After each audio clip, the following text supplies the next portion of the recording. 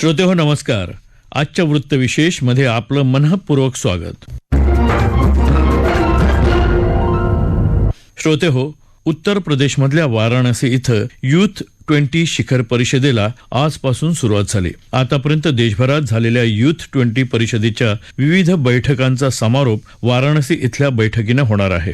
त्यामुळे या बैठकीला विशेष महत्त्व प्राप्त झालंय. या बैठकीत उपस्थित केले जाणारे विविध मुद्दे, बैठकीचं स्वरूप तसंच भारत आणि G20 राष्ट्रांसोबतच जगाच्या दृष्टीने या बैठकीचं असलेलं महत्त्व याविषयी तज्ज्ञ व्यक्तींनी केलेलं विवेचन आजच्या वृत्तविशेषमध्ये आपण ऐकणार आहोत. श्रोतेहो, केंद्रीय युवक कल्याण आणि क्रीडा मंत्रालयाच्या वतीनं आयोजित यूथ 20 शिखर परिषदेत G20 देश, आमंत्रित देश आणि आंतरराष्ट्रीय संघटनांचे 100हून अधिक प्रतिनिधी उपस्थित आहेत.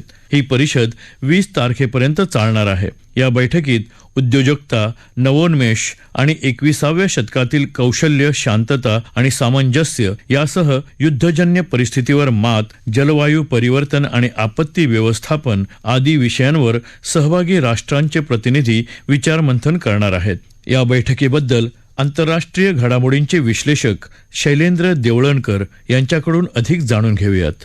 Y20 हा G20चा गाभा आहे किंवा त्याला आत्मा असं म्हणून देखील संबोधता येईल. अशा आयोजनाची जी एकूणच व्याप्ती होती ती प्रामुख्याने दिल्लीपुरती म्हणजे भारताच्या राजधानीपुरती मर्यादित राहायची. परंतु या वेळेला खऱ्या अर्थाने परराष्ट्र धोरणातल्या या महत्वपूर्ण निर्णयाचं लोकशाहीकरण करण्याची प्रक्रिया ही भारतामध्ये सुरू आहे. या परिषदांमध्ये ज्या 250 परिषदांचं आयोजन केलं गेलं आहे त्या विविध विषयांवरती आहे. मग त्याच्यामध्ये शिक्षण असेल, साधन संपत्तीचा विकास असेल, पर्यावरणाचं रक्षण असेल, व्यापार आहे, स्टार्टअप आहे, असे वेगवेगळे विषय आहेत. आणि यामध्ये जो मुख्य विषय आहे तो Y20 म्हणजे यूथ 20 हा भाग आहे. आपल्याला अवगत असेल की G20 ही जगातली अशा स्वरूपाची एक मोठी संघटना आहे की ज्या संघटनेमध्ये जागतिक लोकसंख्येच्या जवळपास 70% लोकसंख्या ही येते. आणि जर भारताचा विचार केला तर याच्यामध्ये भारताची अग्रणी भूमिका आहे. आणि आज भारताच्या एकूण लोकसंख्येपैकी जवळपास 42% लोकसंख्या ही साधारणतः 25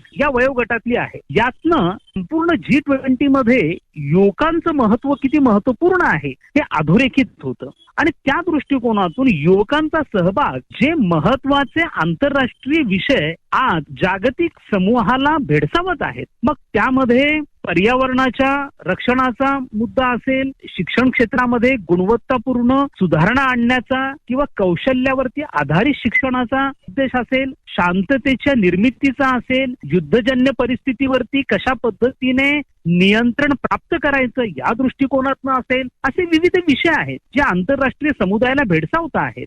आणि त्याच्यावरती मार्ग काढण्यासाठी G20 सारखी संघटना ही प्रयत्नशील आहे. आणि या अनुषंगाने येत्या सप्टेंबर महिन्यामध्ये G20च्या राष्ट्रप्रमुखांची महत्वपूर्ण बैठक ही भारतामध्ये होणार आहे. आणि या बैठकांची पूर्वतयारी या 250 बैठकांच्या माध्यमातून होती आहे. आणि या दृष्टिकोनातून Y20 म्हणजे युवकांचा सहभाग हे आंतरराष्ट्रीय प्रश्न सोडवण्यासाठी कशा पद्धतीने करता येईल या दृष्टिकोनातून Y20चा उपक्रम हा राबवला जातो आहे. Y20च्या संदर्भातल्या बैठका ह्या संपूर्ण भारतामध्ये आयोजित केल्या गेलेल्या होत्या. यातली एक महत्वपूर्ण बैठक ही काही दिवसांपूर्वीच महाराष्ट्रात पुणे इथं आयोजित झालेली होती. आणि ज्याच्या माध्यमातून संपूर्ण महाराष्ट्रामधल्या जवळपास सर्व जिल्ह्यांमधल्या तरुणांचा याच्यामध्ये सहभाग व्हावा या दृष्टिकोनातून वेगवेगळ्या स्पर्धांचं आणि वेगवेगळ्या कार्यक्रमांचं आयोजन देखील महाराष्ट्रामध्ये करण्यात आलेलं होतं. यावेळेला उत्तर प्रदेशमध्ये जी Y20ची बैठक होती आहे एकूणच भारतामध्ये Y20च्या संदर्भात झालेल्या बैठकांची सांगता ही या बैठकीच्या माध्यमातून होणार आहे.